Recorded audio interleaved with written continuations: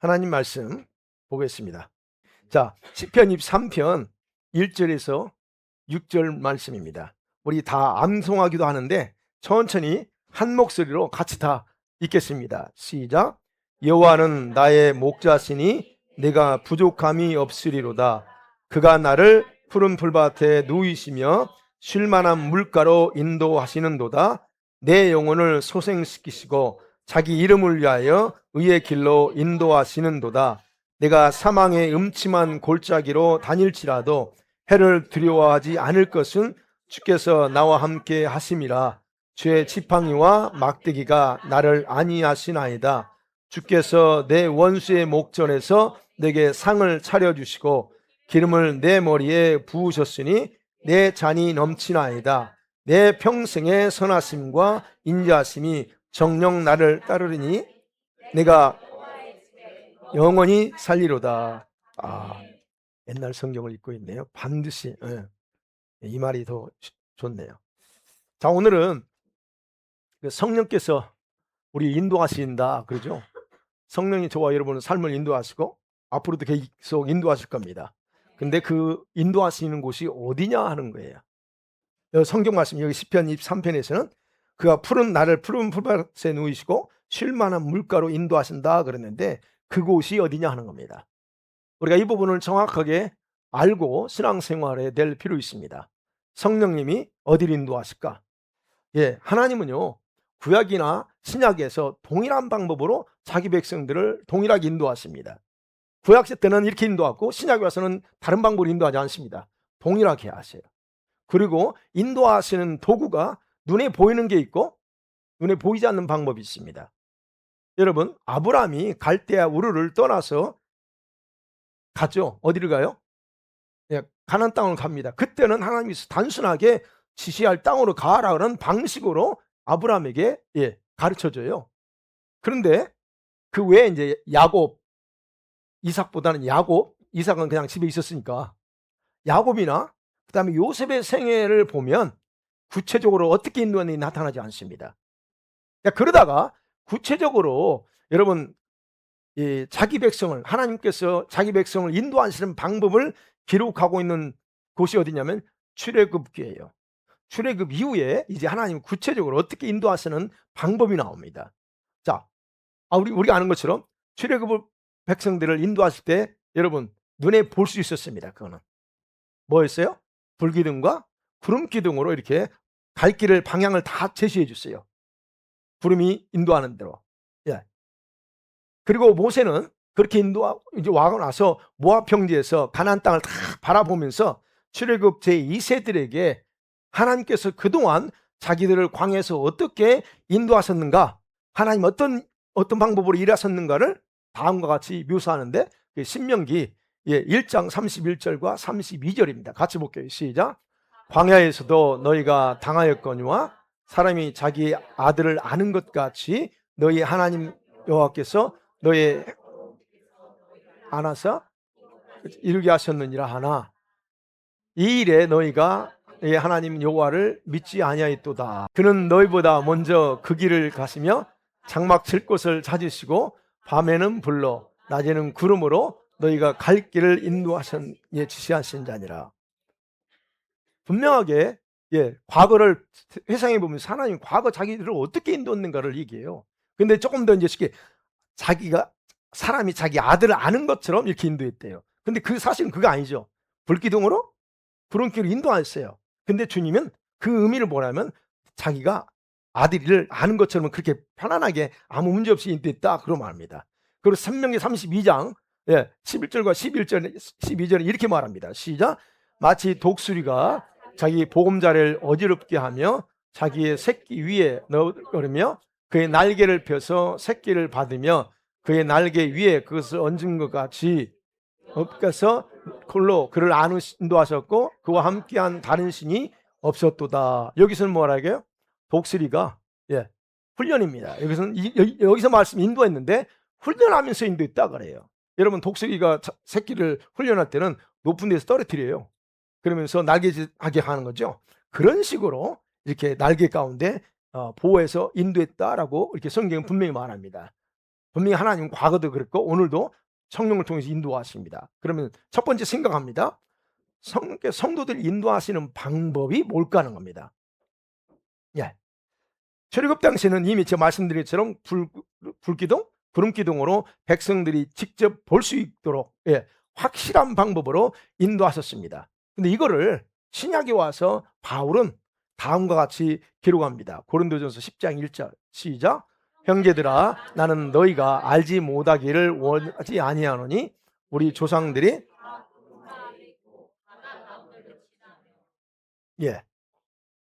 어떻게 인도하냐면 똑같은 얘기인데 보세요. 구약에서는 그렇게 구름과 기둥, 불기둥을 인도했다는 것을 뭐예요? 우리가 아는 것처럼 성령을 불과 구름은 성령을 상징한다라고 우리는 다 알고 있을 겁니다. 이걸 모르는 성도 없죠. 신약에서는 그렇다면 오늘날은 그때와 같은 불과 구름 같은 실제적인 도구가 필요 없다라고 하는 얘기입니다. 왜냐하면 성령께서 이제는 직접 여러분과 저희 안에서 내주하기 때문에 구체적으로 뭐 눈에 보이게 할 필요 없다는 얘기예요. 그런데 성령께서 저와 여러분을 내주하시면서 인도하시는데 쓰시는 도구가 두 가지입니다. 두 가지를 가지고 성령께서는 저와 여러분을 인도하세요. 뭘까요? 저한테 성경 공부하신 분들은 다 압니다. 첫 번째는 성도들의 영과 말씀하시면서 인도하십니다. 성령님이 어디 안에 계세요? 여러분의 영 안에 계세요. 그 영 안에 계신 성령께서 누구에게 말해요? 여러분 영한테 말합니다. 그래서 늘 얘기하잖아. 기도하고 생각으로 음성 들으려고 하지 마라. 성령은 우리 생각에 말하지 않아요. 네. 성령 영이시잖아요. 그 영이신 분이 어떻게 내 생각에다 말씀할 거라고 착각하는가 몰라요. 그러지 않아요. 우리가 영적인 존재지만, 그죠? 존재입니다. 근데 육의 몸을 입고 있어요. 그래서 성령께서 저와 여러분을 상대할 때는 혼을 상대하지 않고 육을 상대하지 않고 영을 상대한다는 거예요. 그걸 속사람이라고 그렇게 표현하기도 하죠. 그래서 성령께서는 저와 여러분이 말씀하실 때는 항상 여러분의 영에게 말씀한다는 거예요. 이거 잊지 마셔야 돼요. 그래서 기도하고 나서 응답 받으려고 할 때 자꾸 찡그리지 말라고 그랬죠. 하면서 뭔 생각이 올까? 생각으로 받으려고 하지 말라고 그랬잖아요. 하면서 이게 뭔가 절대 생각으로 응답하지 않습니다. 이 원리를 정확하게 아셔야 돼요. 예. 그래서 로마서 8장 16절 정확하게 여기 있잖아요. 시작. 성령이 친히 우리의 영과 더불어 우리가 하나님의 자녀인 것을 증언하시나니 누구와 함께 한다고? 우리 영과 하십니다. 우리 아이들도 마찬가지예요. 우리 아이들이 기도하면서 하나님의 예수님의 음성이 들으려고 하면 생각을 돌리면 안 돼. 내 영한테 말씀하시는 걸 들어야 내 영이 뭐라고 성령 음성을 듣고 있나. 그래서 우리 아이들도 기도하면서 여러분의 영을 센서티브하게 만들어야 돼. 그러면 생각이죠. 제가 하지만 그럼 우리 영이 어떻게 성령의 말씀하심을 들을 수가 있느냐 하는 거예요. 네. 간단합니다. 근데 간단한데 그게 안 돼. 그죠? 간단한데 안 돼. 여러분 자신의 영이 성령의 음성에 뭐 해줘야 된다고요? 익숙해져 있어야 된다. 그리고 영이 깨어 있어야만이 그 성령께서 자기 영한테 말씀하는 걸 정확하게 이해하거나 들을 수 있어요. 이게 가장 성경적인 답이에요. 어떠세요, 여러분? 여러분 영은 깨어 있나요? 여러분 성령 음성이 익숙해져 있나요? 분명한 거 그렇습니다. 그래서 분명히 바울은요 여러 군데에서 서신서에서 깨어 있으라고 그래요. 여러분 그래서 에베소 5장 14절에 이런 말씀이 있어요. 시작. 그러므로 이르시기를 잠자는 자여 깨어서 죽은 자들 가운데서 일어나라. 그리스도께서 너에게 비추시니라 하셨느니라. 잠자는 자여 제발 깨어나라고 합니다. 수많은 성도들이 영이 잠자고 있음에도 잠자는지도 모르고 교회만 달랑 왔다 갔다 하면 다 되는 걸로 늘 말씀드리지만 절대 그러지 않습니다. 그래서 그것뿐만 아니라 데살로니가서 5장 6절에서 바울은 이렇게 경고합니다. 시작. 그러므로 우리는 다른 이들과 같이 자지 말고 오직 깨어 정신을 차릴지라. 여기서 자지 말라고 하는 게 뭐예요? 잠자지 말라는 게 아니에요. 이거 영이 자지 말라는 얘기입니다. 다른 사람들처럼 영이 자지 말고 깨어서 정신을 차리라 얘기하는 거예요. 그러니까 결국은 자신의 영이 깨어 있으려면 어떻게 해야 돼요? 뭐라고 하는 거예요? 기도 외에는 방법이 없다는 겁니다. 기도 외에는. 그래서 정신 차려. 자지 말고 오직 정신을 차리라는 거. 여러분, 그래서 여러분 요즘 기도 잘 되시나요? 솔직히 여기세요. 잘 돼요? 기도 입 벌리면 자동적으로 기도가 나와요? 예. 어. 그래야 돼요. 여러분, 기도가 안 될 수도 있어요. 그냥 기도가 안 될 수도 있습니다. 그러면 안 되는 사람들은 어떻게 해야 돼요? 그러면 오늘 기도 안 되네. 주님, 사모님 나 좀 도와주세요. 아니 목사님 나 좀 도와주세요.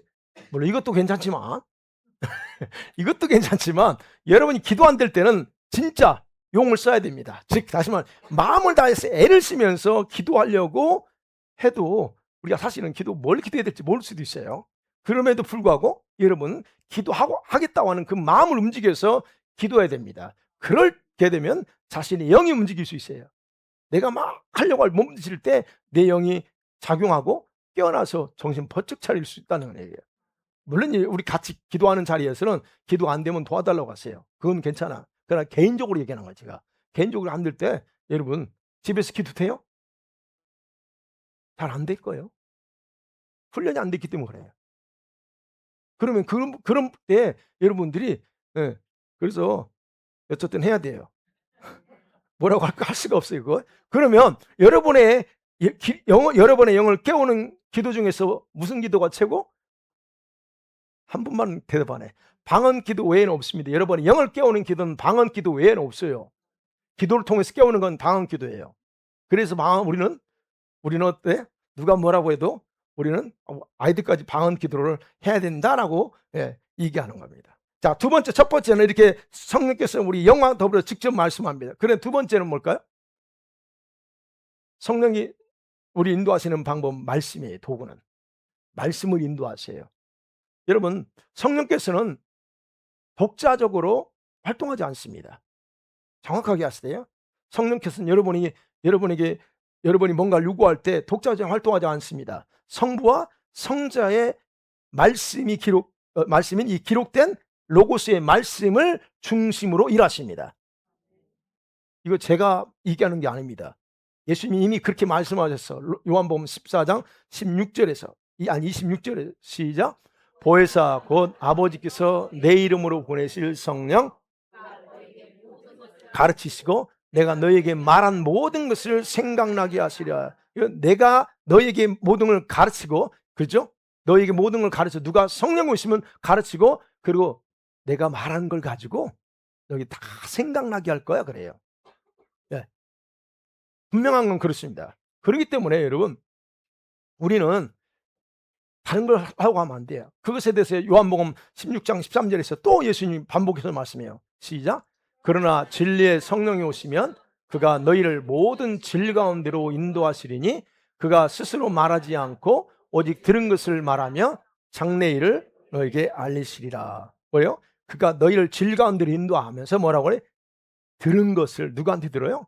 예수 그리스도께 하신 들은 것을 그걸 그대로 가지고 하신다. 이게 바로 16장 13절이 힘 열쇠입니다. 오늘 설교의 제목이 열쇠예요. 어디로 인도한다고요? 진리 가운데로 인도한다 그럽니다. 여러분, 그렇기 때문에 하나님께서 저와 여러분, 우리 아이들도 어떻게 인도하신가를 정확하게 알려고 하면 어떻게 해야 돼요? 성령을 알아야 된다는 겁니다. 성령님은 도대체 무슨 일 하는지 어떤 일 하는지를 알아야 되고, 그리고 그분과 친해져야 되고, 그 다음에 또 그분을 체험을 해야 돼요. 성령 체험을 없이 신앙생활하는 사람들 많지만, 그러니까 그런 분들은 그래요. 뭐라고 제가 말씀드리기가 좀 그래요. 뭐냐면 성령을 모르는데 어떻게 하나님을 안다고 그래요? 우리가 보좌에 계신 아버지를 직접 체험할 수 있는 없어요. 그러나 간접적으로 체험할 수 있는 게 성령 하나님을 통해서 체험할 때 내가 그 아버지를 체험하는 거예요. 근데 그런 성령의 체험 없이 사는 사람들이 많은데 그런 분들이 이 머릿속에 이 가슴속에 뭐가 있겠냐는 거예요. 지식밖에 없어요. 지식적으로 알고 배워서 아는 하나님, 배워서 아는 하나님 성령이 배워서 아는 예수 그리스도 그 외에는 없다는 거예요. 그러니까 성경에서 그분을 안다라고 할 때 야다라고 하는 단어가 체험적인데 체험이 야다가 없어. 그냥 배워서 난리지로 아는 거예요. 여러분 그렇지 않으시죠? 네. 그래서 성경은 성령의 인도를 받으라, 성령의 충만을 받으라, 성령을 따라 행하라. 예, 또 성령으로 너희 몸의 행실을 죽이라. 여러 가지 다양한 방법으로 우리에게 명령을 하는 겁니다. 자, 성령은 이런 식으로 두 가지로 방법으로 우리를 인도하세요. 그다음에 두 번째 생각하면 그러면 그 성령께서 인도하시는 것을 어떻게 분별할 수 있냐는 거예요. 분별하는 방법. 우리 아이들을 성령께서 아이들에게도 직접 말씀하시면서 아이들이 인도할 수 있어요. 그러면 아이들이 성령님인지 아닌지를 분별할 수 있어야 돼요. 그래서 오늘 아이들이 설교 잘 들어야 된다는 거예요. 그럼 이걸 알려면요, 하나님은 어떤 분인가 알아야 돼요. 그리고 성령님은 누구를 위해서 일하는가를 정확하게 이해할 때 그분이 인도하는 방법을 쉽게 구별해요. 여러분, 하나님 어떤 분일까요? 고린도전서 14장 33절에서는 질서의 하나님이에요. 그죠? 1차적으로 질서 하나님. 마태복음 5장 9장에서는 화평을 하나님, 화평을 원하세요. 화평 깨는 걸 절대 하나님이 싫어하셔요. 분열하고 쪼개는 걸 절대 싫어하시는 분이고, 그다음에 신명기 4장 24절에서는 질투하시는 하나님이에요. 질투. 제가 왜 세 가지만 얘기하냐면 그게 우리 성령께서 일하시는 거, 하나님 어떤 분을 정확하게 아는 데서 중요한 열쇠니까 그래요. 자, 이런 말씀을 통해서 알려주는 건 뭐냐 그러면 하나님의 성품이 사랑과 긍휼이 풍성하시다 할지라도 질서와 화평을 깨는 행위에 대해서는 용납하지 않으신다는 겁니다. 그분은 얼마나 긍휼이 많으세요. 은혜가, 예, 은혜가 이 우주보다 더 커요. 그러니까 지금까지 참으세요. 그렇지만 그 은혜가 풍성하지만 질서를 깨고 화평을 깨는 것 그 자체에 대해서는 용납하지 않는다는 거예요. 예. 그러면 봐요.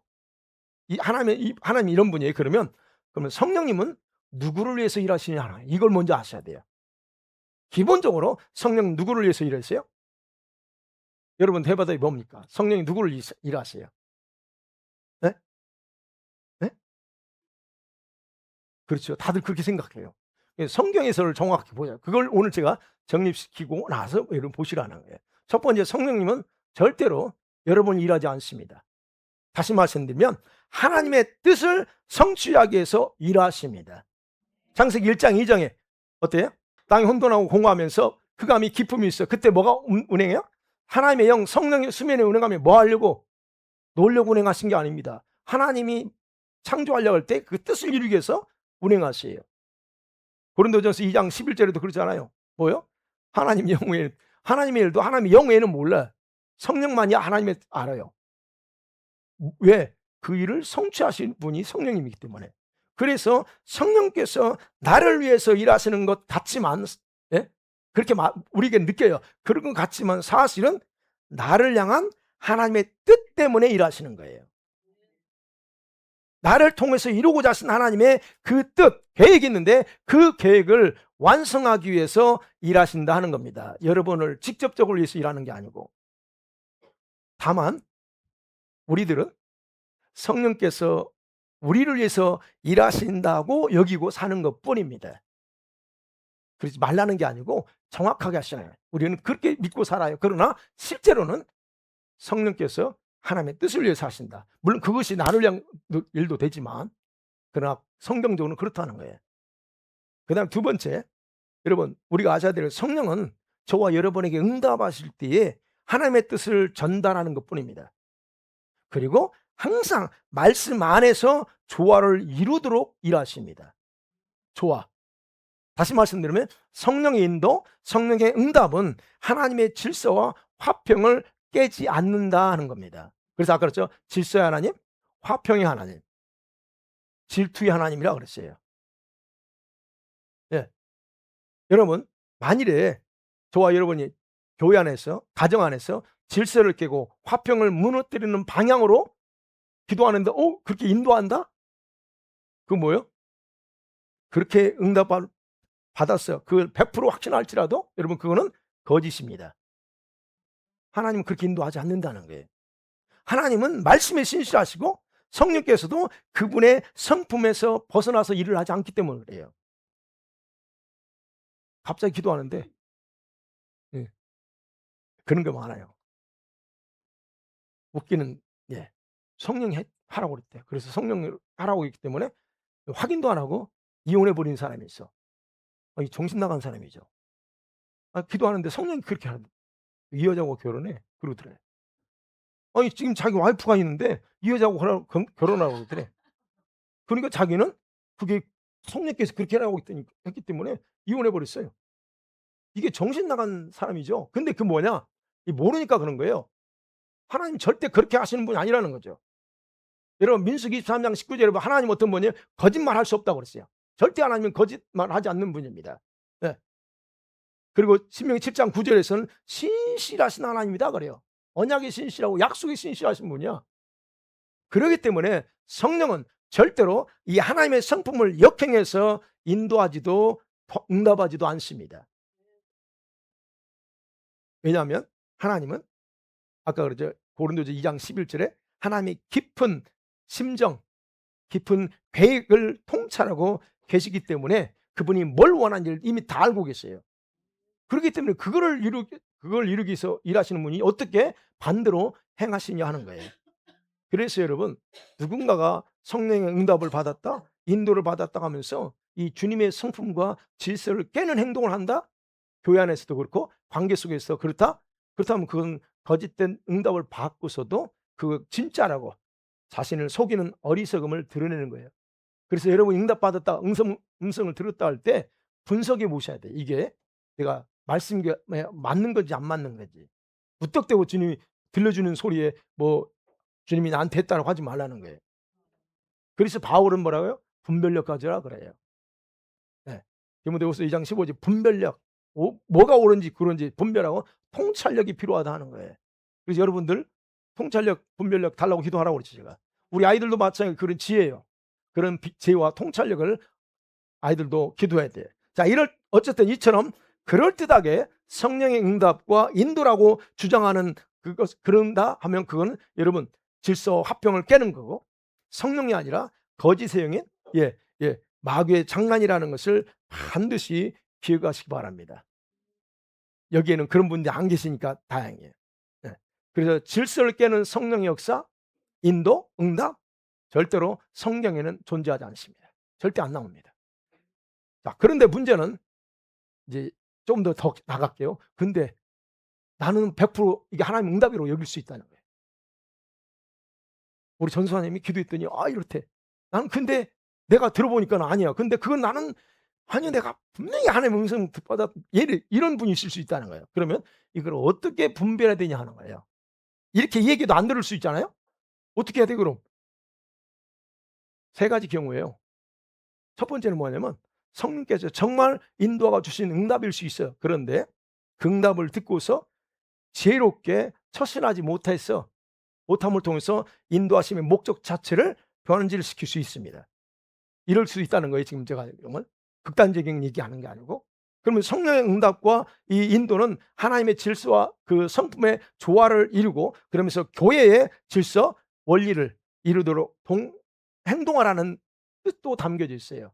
그러니까 내가 오늘 교회를 기도했더니 주님이 나한테 이렇게 했어. 그러니까 나한테 와가지고 목사님 주님이 이렇게 하라는데요. 응답받았는데요. 이렇게 하셔야 됩니다.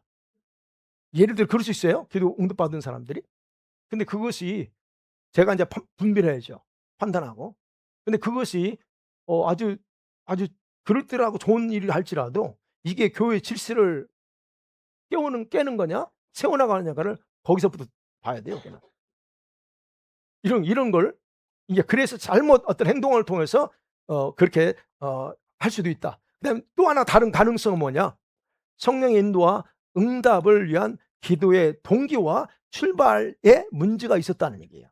그런 경우는 무슨 말이냐면 하나님께 여러 번 기도하면서 하나님 할까요 말까요? 이거 보통 물어보잖아요. 주님, 내가 대학교를 갈까요 말까요? 이 직장을 가야 되면 말아야 됩니까? 우리가 이제 가부를 묻는 기도할 수 있잖아요. 그럼 대부분의 경우에 그런 문제로 기도할 경우에 어떻습니까?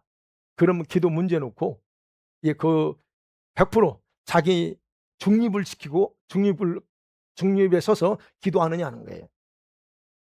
그러면 좋은데 그러지 못할 수 있어요. 이미 자기 마음에 결정해 놓았어. 이거 됐으면 좋겠다는 거. 이미 딱 마음에 결정했거나 아니가 내가 희망하는 것을 마음에 품고 있을 수 있어요. 그러면 그걸 놓고 기도해. 그러면 뭐예요? 이럴 경우에 기도의 동기나 출발 자체가 문제가 이미 있는 가운데 기도하는 거예요. 왜? 내가 희망하는 거 있잖아요. 이렇게 됐으면 좋겠다는 거.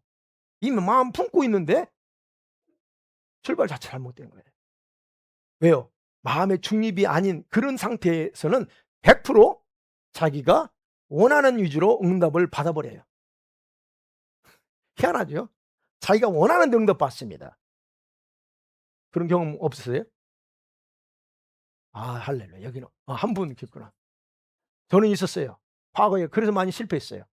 제가 나는 이게 전과자예요 제가. 이런 아니 전과는 아니지. 제 과거 경험이야. 이런 경험 때문에 제가 얼마나 많이 속았는지 모릅니다. 왜? 그때는 분명히 응답이었어. 이게 한두 번이 아니에요. 여러분 제가 이걸 경험을 통해서 이게 얼마나 위험한가를 안 거예요. 그러니까 이런 상태에서는 이미 어떻게 받아도 예 자기는 자기 쪽으로 유리한 쪽을 받게 돼 있어요. 자 이런 상태에서 여러분 기도할지라도 하나님은 자기 음성을 들을 상태가 아니기 때문에 침묵합니다. 주님 뭐야 해도 침묵해요. 왜? 해도 너는 들을 생각 안 해. 이미 마음의 한쪽으로 다 기울어져 있어. 그렇기 때문에 그랬다는 거예요. 자 마지막으로 그럴 때 인제 우리가 그릇이 착각할 수 있다. 그다음에 마지막으로 하나는 뭐냐면 기도하는 사람이 받은 응답과 인도가 진짜 그야말로 악한 영한테 속임 당해서 받는 경우도 있어요. 이런 경우 있습니다. 이런 경우는 대부분 그 기도한 사람의 영적 상태에 따라 나타나는 현상이에요.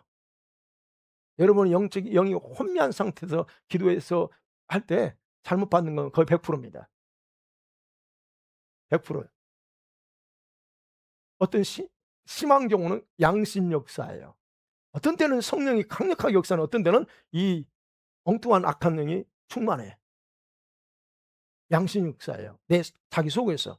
그러니까 그 기도하는 그 사람 속에서 성령의 역사와 이런 악한 영의 활동이 교묘하게 섞여져서 나와요. 그거. 우리 교회는 없습니다. 감사하게. 그런 사람 다 잡아냈지 내가. 예. 그래서 내적 치유하고 잡아내기도 하고. 물론 그렇다고 다 치유된 거 아니지만 그렇지만 어쨌든 그걸 정리를 해요. 그러니까 여러분 악한 영들이 그렇게 기도하는 사람을 속이는 교묘한 방법 중에 하나예요 그게. 그러니까 그 사람이 항상 잘못되면 "잘못됐어?" 그러는데 항상은 아니거든요. 충만할 때는 진짜 거의 은혜가 넘치고 막 이게 그런 상황이거든요. 그러니까 다들 분별 못 해요. 그래서 그런 상황에서 이제 뭔가 응답받잖아요. 그럼 그렇게 응답받은 사람은 100% 이건 하나님 응답이다라고 여겨요. 믿는다는 거예요. 바로 이 악한 영은 바로 그렇게 내가 믿는다는 걸 알고 있기 때문에 그렇게 교묘하게 성령의 인도와 음성인 것처럼 속여 버린다는 겁니다. 자, 이런 경우에 악한 영들은요. 자기 정체를 감추기 위해서 그 기도하는 사람들로 하여금 100%라고 믿고 행동하게 만들어요. 이게 100%야 이거. 그리고 그 기도 응답에 따른 어떤 행동을 해도 정당성을 항상 갖고 있어요. 정당성을 가지고 있어요. 네, 그런 사람들은. 자, 이런 사람들은 자기 확신이 충만하기 때문에 주변에서 아무리 생각해도 아닌 것 같아. 목사님한테 기도받아도 뭐 아니면 뭐 사모님한테 기도받아도 해도 꺼려하죠. 받으려고 하지 않습니다. 자기가 100% 옳다고 여기기 때문에. 이게 좀 심한 경우예요. 어쨌든 여러분 보세요. 이런 성도들의 특징이 뭐냐? 첫 번째 자신이 영적으로 주님과 교통한다고 생각하기 때문에 종종 기도하면 주님께 응답받았다고 얘기해요. "주님 내 기도하는데 이렇게 얘기하더라." 좋습니다. 괜찮습니다. 특징이에요. 그러나 두 번째는 누군가를 위해서 기도하면서 주님으로부터 메시지를 받았다 하면서 그 사람한테 자꾸 말을 하려고 그래요. 그러면서 그 사람한테 방향 디렉션을 제시하거나 지시를 따르도록 하려고 하는 그런 현상도 있습니다. 여기는 없어요, 다행히. 예. 그다음에 세 번째 특징이 뭐냐면 자신이 심하게 눌려 있는 경우가 있어요. 자기 심하게. 그러면 여러분 보세요. 여러분 충만하면 충만해야 되는데 한순간에 심하게 눌리고 한순간에 무너져. 그런 심하게 눌려 있으면서도 그 생각 자체를 하지 못하면서 그러면서 자기 내면의 그 혼미함 때문에 그렇게 응답을 자주 받으면 삶 자체가 기뻐야 되고 그렇죠? 얼마나 좋아요. 그런 삶을 살아야 되는데 그런 삶을 살아가기 어렵습니다, 이런 사람. 어찌 됐든 이런 좀 디테일하게 나갔지만 여러분에게 지식적으로 알 필요가 있어서 이 말씀을 드립니다. 어쨌든 성령의 인도는 그렇게 인도하시니까 그렇게 잘 분별해야 된다는 거예요. 분별하는 방법 지혜롭게 해야 됩니다. 그럼 마지막으로 그럼 성령이 인도하시는 그곳 푸른 초장은 어디냐는 겁니다. 예. 여러분 본문의 말씀을 돌아옵니다. 본문은 다윗이 하나님을 목자로 비유하면서 자기 양들을 어디로 인도하시는가에 대해서 시를 썼어요. 다윗은 너무 쉽게 말합니다. 푸른 풀밭이래요. 그리고 쉴만한 물가 말합니다. 그런데 여러분 다윗이 목자였잖아요. 다윗이 살았다는 유다 베들레헴이에요. 근데 베들레헴 가보니까 푸른 풀밭 거의 없어요. 못 봤어요. 진짜예요. 물론 어떤 조그마한 지금 보면 공원 같은 데 있어요. 있지만 그거는 공원이지 풀밭은 아니에요. 양들을 목동할 수 있는 그거 아니에요. 그러면 무슨 말이냐면 목자가 집에서 멀리 떨어져서 광야 같은 곳으로 가야 거기가 풀이 있는데 근데 중요한 건 거기는 유다 광야 쪽은요 사막과 같아요. 그러면 푸른 초장이 되는 시기는 있어. 비가 와야 돼요. 비가 와야 비에 의해서 그 풀이 올라오는데 비가 언제 올까요? 여름에 안 와. 봄에도 잘 안 옵니다. 언제 와요? 겨울에 와요, 비가. 그러니까 겨울에 비가 오기 때문에 우기야 우리 여기처럼 겨울이 우기예요. 그럼 그때 인제 잠깐 오는 걸로 해서 희한하게 싹이 쑥 올라옵니다. 그러면 그때 인제 그야말로 양들이 뜯을 수 있는 그 초장이 생겨요. 자 그러면 생각해 보요. 그런 데에 가서 목자가 인도해서 먹인다는 얘기예요. 그러면 자 다윗을 생각해 봐요. 목자였던 자신이 자신의 목자의 심정을 잘 알고 있기 때문에 매우 긍정적으로 말하는 거예요. 긍정적으로 말해 뭐래요? 여호와께서 자신의 목자이기 때문에 전혀 부족함이 없다라고 확실한 고백이에요. 1절이 그거잖아요. 나의 목자시니 내가 부족함이 없다는 거예요. 그럼 도대체 뭘 경험하고 이렇게 얘기하냐는 거예요. 근데 그 2절만 보면 그렇죠. 푸른 초장이 실제 초장인 것처럼 얘기하죠. 여러분 여기서 말하는 푸른 초장, 풀밭, 물가로 인도한다. 여러분 이 말이 실제로 초장이냐 는 겁니다. 예. 그건 아니죠. 예. 다윗은 하나님과의 영적인 관계에서 하나님께서 자기 백성들을 인도하시는 궁극적인 목적을 지금 설명하고 싶은 겁니다. 그래서 3절을 보면 내 영혼을 소생시키고 자기 이름을 위하서 의의 길로 인도하신다 그랬어요. 그러면 여러분 풀을 먹이면서 영혼을 소생시킨다. 예. 그러면 분명한 건 그렇습니다. 여기서 말하는 풀은 일반 풀이 아니라는 거죠. 영혼을 소생시키는 풀밭은 단순한 곳이 아니라는 거예요. 영혼을 살리는 어떤 생명력이 가득한 곳이다라고 하는 걸 우리가 여기서 생각해 봐야 됩니다. 그러면 생각해 봐요. 이렇게 지쳐 있는 여기서만 소생시킨다고는 보면 영혼이 지쳐 있다는 거예요. 양들이 너무 힘들고 이제 먹기를 찾으러 다니라고 돌아다니니까 힘들 수 있어요. 그러면 그게 비유해서 지금 지친 성도의 영혼을 소생시키는 곳은 어딜까 하는 거예요. 푸른 풀밭이라고 말했지만. 자, 그러면 곧바로 넘어갈게요. 푸른 풀밭은 두 가지 영적인 의미를 가집니다. 그 푸른 풀밭이 어디냐는 두 가지예요. 하나님의 말씀에 즉 영혼의 양식인 말씀으로 인도한다는 것이고 그리고 다른 하나는 영혼을 소생시키는 분이 누구예요? 예수 그리스도십니다. 영혼을 소생시키는 유일한 분인 예수 그리스도. 거기에 가면 쉴만한 물가, 거기에서 생명수를 마시게 한다는 겁니다. 그러니까 결국 목자인 주님께서 푸른 풀밭인 말씀과 자신의 품속에서 편히 쉬게 한다. 여기서 누이시고 그런 말이 있어요. 예. 히브리어 라바치라고 하는 단어입니다. 이 말은 안식한다는 거예요. 안식하다, 안전하다 하는 것이에요. 그럼 도대체 어디가 안전하냐는 거예요. 누워서 편안하게 쉬도록 하는 다는 뜻인데 그게 어딜까? 주님의 품이에요. 말씀 안에 들어와 있을 때 우리가 모든 것이 안전하고 주님 품 안에 실제적으로 주님 품 안에 들어 있을 때가 거기가 가장 안전해. 그래서 조금 더 이제 누이신다는 표현은 다른 짐승의 위협이 양들에게 위협이 되는 곰이나 사자나 늑대가 없는 그런 가장 안전한 처소가 어디냐는 거예요. 바로 예수 그리스도의 품이라는 거죠. 그러면서 말합니다. 목자에서 하나님이 또 어디와 쉴 만한 물가로 인도한다 그래요. 여기서 쉴 만한 물가는 히브리 말로 강하게 흐르는 물이 아니라 잔잔하게 흐르는 물이에요. 크릭 같은 거죠. 잔잔하게 흐릅니다. 그러면 봐요.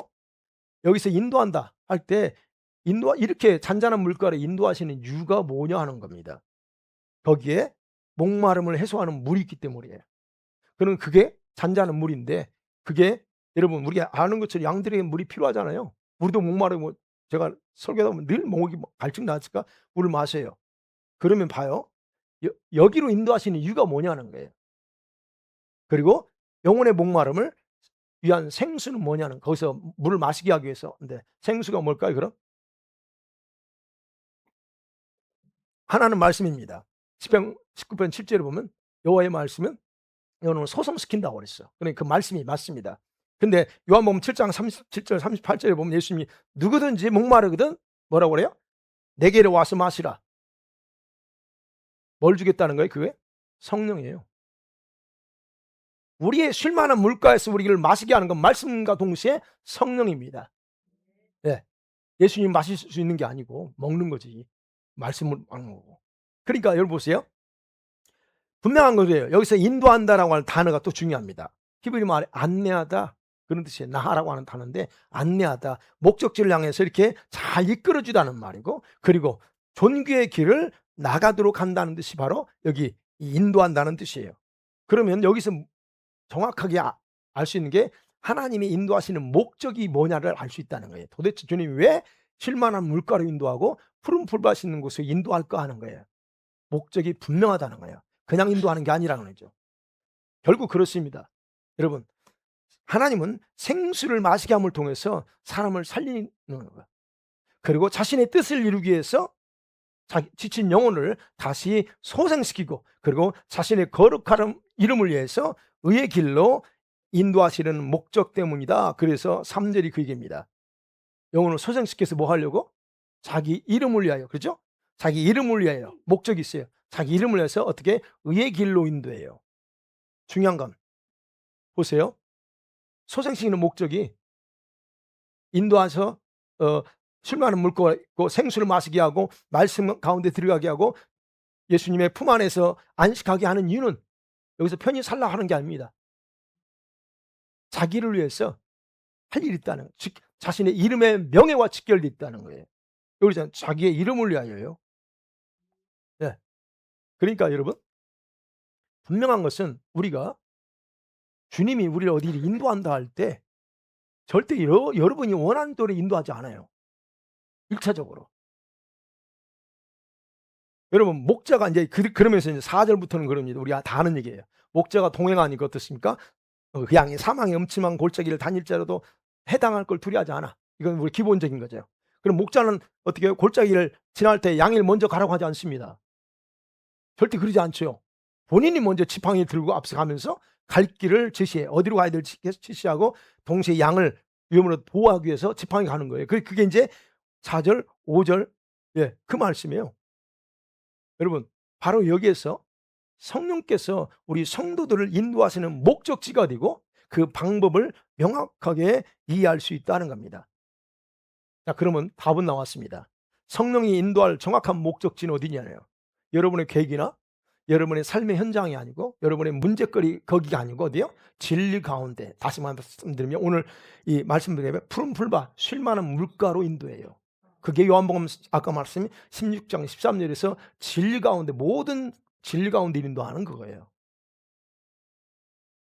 거기 가야, 말씀 속에 들어가야, 쉴 만한 물가 그분의 품 안에 들어가야 거기서 제대로 돼요. 그러니까 여러분 우리 성도들의 어떤 온 마음과 저와 여러분의 온 마음과 생각과 뜻이 뭐야 돼? 오직 말씀과 영혼을 소생시키는 예수님께 나아가도록 인도하는 것이 주도적인 목적이다 하는 거예요. 그래서 저와 여러분이 기도하면서 삶의 문제나 환경에 대해서 관심을 갖고 기도합니다. 그렇게 해야 되고요. 근데 가장 먼저는 여러분과 제가 진리 가운데 머물지 못한 상황을 해결하기 위해서 환경에서 일합니다. 그리고 문제를 풀어나가시는 거예요. 아까 그걸 말씀드렸죠. 나를 위해서 이러는 것 같고 우리 그렇게 느끼지만 실제는 그것보다 더 앞선 건 하나님의 뜻이다 그랬어요. 그러니까 내가 진리 가운데 들어가고 싶은데 못 들어가야 만드는 환경이 많아. 그거를 제거하는 작업을 하시는 거예요. 그래야 들어가니까. 그런데 그래서 여러분 제가 착각하지 말라는 거예요. 착각해서는 안 되는 게 성령이 일하시는 목적은 문제 해결이 아니라 여러분과 제가 진리와 소생시키는 주님께 이끌어갈 수 없는 상황을 그 반대로 만들어가는 작업에 불과하다 하는 겁니다. 여러분과 제가 그래서 주님 안에 들어가 있다면 여러분은 이미 그분 안에 들어와 있기 때문에 주님이 굳이 이제 뭐 거치는 것 가시 제거하고 막대기 제거할 필요 없어요. 이미 들어와 있기 때문에. 그러면 뭐예요? 여기서는 직접적으로 주님이 여러분에게 뭔가 터치하고 일할 수 있는 상황이에요. 근데 지금은 어떤 경우 그러지 못한 사람은 그게 아니야. 그래서 먼저 환경부터 잡아나가는 거예요. 자, 이렇게 우리 성도들이 말씀과 그리스도 안에 들어오면 힘들었던 영혼, 지쳤던 영혼을 다시 소생시켜요. 이게 소생시키고 자기의 거룩한 이름을 위하여 살아가도록 마음을 서서히 바꾸기 시작합니다. 내가 신앙생활 잘못했구나. 그때 알아요. 그때사. 지금 왜 주님 나 이 문제 안 풀어줍니까? 막 그럴 수 있어요. 근데 가보면 이제 그게 아니야. 아이고 이제 내가 제대로 왔구나 알아. 내가 왜 이렇게 살았나 알아요. 그래서 그건 뭐냐 도덕적으로 의로운 삶을 살게 하는 거지만 동시에 신앙적으로는 거룩함이 흘러나오는 의의 길로 인도한다. 그게 4절이에요. 다시 말씀드리면 이제는 여러분이 원하고 여러분이 자신을 위해 살지 않고 하나님의 영광을 위한 삶의 방향을 정하도록 만드는 것이 그분의 궁극적인 목적이다는 겁니다. 사랑하는 성도들은 말씀 맺어볼게요. 하나님께서는 자기 백성들을 자기만의 방법으로 과거에도 그랬고 지금도 그렇게 분명하게 인도하고 계십니다. 그러면 지금은 새 언약 시대예요. 우리가 새 언약 시대는 성령을 통해서 우리 성도들을 자기가 원하는 곳으로 인도하십니다. 진리 가운데로 인도하세요. 그럼 오직 성령은 뭐예요? 하나님의 뜻을 이루기 위해서. 그리고 예수 그리스도께서 하신 말씀을 생각나서 그 말씀대로 살게 하고 진리 안으로 인도하려는 목적의 근거에서 일한다. 이게 결론이었습니다. 그러면 보세요. 정확하게 다시 반복할게요. 신약 성경에는 결코 성도들의 문제 해결을 위해서 성령을 보냈다라고 기록이 없다는 거예요. 1차적으로. 다만 우리 성도들이 그렇게 살지 않고 있는 상황과 조건이 안 되는 삶을 살고 있기 때문에 성령께서 문제를 풀어주시도록 우리는 도움을 요청해야 돼요. 주님, 내가 도움이 필요합니다. 왜요? 내가 주님께 가까이 나가고 싶은데 이게 딱 걸림돌이 내 힘이 안 돼. 그러니 주님 도와주세요. 우리가 이거 요청해야 됩니다. 잘 되게 해달라고 하는 게 아니고. 그런 인생의 문제는 결국 어떻게 해요? 모든 성도들이 저와 여러분 모두가 하나님의 뜻에 따라 반응하지 못하도록 강력한 힘을 가진 체인으로 묶어버리는 사단의 도구가 되어 있기 때문에 그래요. 여러분은 환경이 묶여 있잖아요. 삶에 묶여 있잖아요. 이게 뭐예요? 내가 주님께 가까이 나가지 못하게 하는 체인인데 이걸 누가 쓴다? 이 원수 마귀가 이걸 쓴다는 거예요. 자, 그래서 저와 여러분이 중요한 것은 성령 인도를 받는다 할 때 가장 먼저는 힘든 영혼이 안식할 수 있는 푸른 풀밭 그러면서 생명의 능력으로 영혼을 소생시키는 그리스도 안으로 들어가는 것이다라는 거 정확하게 정리됐었나요? 우리 아이들도 마찬가지예요. 주님 나 어디로 갈까요? 가지 마. 말씀대로 들어가 봐. 그렇기 때문에 여러분 하나님께서 여러분을 바라보실 때도 여러분이 생각하는 것처럼 문제를 풀어줬으면 하는 그 관점과 다르게 보셔요. 나를 바라볼 때 여러분 한 사람 한 사람 바라볼 때 문제를 통해서 여러분 보지 않아요. 현재 여러분의 삶의 문제의 원인이 뭔가? 왜 힘든 여정 속에서 이렇게 살 수밖에 없었는가? 이 원인이 바로 누구에게 있는 게 아니고 나 자신의 영혼의 문제에서 출발했다는 걸 주님이 그걸 보세요. 그래서 실제 삶의 고민 또는 꼬인 거 힘든 과정 그것이 아니고 여러분의 영혼에 병든 것을 먼저 해결하시는 거예요. 그래서 그걸 먼저 해결하면 그 환경들은 아무것도 아닌 걸로 나중에 보여요. 그렇죠? 다 이미 다 경험하셨어요. 왜요? 저와 여러분의 영혼이 회복되고 소생하면 다른 문제들은요 자동적으로 풀어져요. 그건 직접 경험해 보셔야 알아. 그래서 그게 성경의 원래 요한 3서 1장 2절에 그렇게 알잖아요. 시작. 사랑하는 자여 내가 간구하느라 영혼이 잘 돼야 돼요. 일단 그걸 먼저 작업하세요. 그렇기 때문에 성령은 여러분의 영혼을 위해서 일하시고 인도하시고 치유하시고 보호하십니다. 그분은 여러분의 영혼이 하나님께 얼마나 소중한가를 너무 잘 알기 때문에 여러분이 힘들어서 고통스러워할 때, 그리고 무슨 기도를 해야 할지 모르는 상황일 때는 어떻게 해요? 여러분 안에서 성령이 탄식하면서 기도하면서 도와줘요. 다른 것 때문에 도와주는 게 아닙니다. 여러분의 영혼 때문에 도와주세요.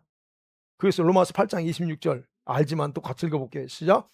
이와 같이 성령도 우리 연약함을 도우시나니 우리가 마땅히 기도할 바를 알지 못하나 오직 성령이 말할 수 없는 탄식으로 우리를 위하여 친히 간구하시느니라. 여러분이 힘들고 괴로운 상황일 때, 또는 영혼이 지치고 상처로 아플 때 사람들에게 위로받으려고 하기 전에 뭘로 가야 돼요? 여러분은 말씀과 생명을 소생시켜 주시는 예수 그리스도께 더 집중하기 바랍니다. 사람에게 집중하지 마세요. 그것이 성령의 인도를 받는 것이고 그분이 인도하시는 목적지와 방향이기 때문에 그렇습니다. 우리 아이들도 앞으로 인생에 살면서 힘든 일이 있을 수 있어요. 우리 어른들이 이미 다 거쳐왔지만 그럴 때 뭐에 초점을 둬야 될까? 오늘 말씀을 잘 기억해야 된다고 생각해요. 그래서 우리 아이들이 10대, 20대에 올라가서 이거에 집중함을 통해서 여러분이 진짜 신앙생활을 잘했다라고 하는 그런 모습으로 나가기를 주의 이름으로 간절히 축복합니다. 기도하십니다.